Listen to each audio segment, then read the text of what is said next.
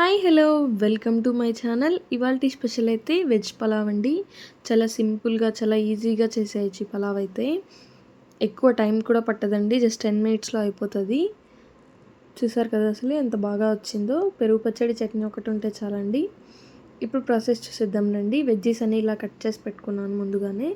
ఇప్పుడు స్టవ్ మీద కుక్కర్ పెట్టేసి అందులో కొద్దిగా ఆయిల్ వేసి ఆవాలు, బిర్యానీ ఆకు, కరివేపాకు, 4-5 పచ్చిమిర్చి, ఒక 2 ఉల్లిపాయలు కూడా వేసి ఇలా బాగా ఫ్రై చేసుకోండి. ఇలా ఫ్రై అయ్యాక వెజిటేబుల్స్ అన్నీ కూడా వేసేయండి.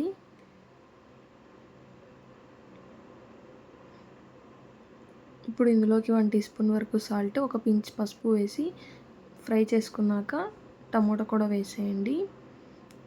టమోటా కూడా బాగా ఫ్రై అయ్యాక 1/2 teaspoon garam masala, chicken masala, 1/2 teaspoon chilli powder కూడా వేసేసి ఇలా బాగా ఫ్రై చేయండి. ఇప్పుడు వాష్ చేసి పెట్టుకున్న రైస్ని కూడా ఇందులోకి వేసేసి 2 కప్స్ రైస్కి 4 కప్స్ వాటర్ వేయండి. ఈ వీడియో మీకు నచ్చినట్లయితే లైక్ చేయండి, షేర్ చేయండి, సబ్స్క్రైబ్ చేసుకోవడం మాత్రం మర్చిపోకండి. ఇలాంటి మరిన్ని వీడియోస్ కోసం కమెంట్ బాక్స్లో కమెంట్ చేయండి. లాస్ట్లో ఇలా కొత్తిమీర, పుదీనా వేసేసి ఒక 2 విజిల్స్ వరకు పెట్టేసుకోండి.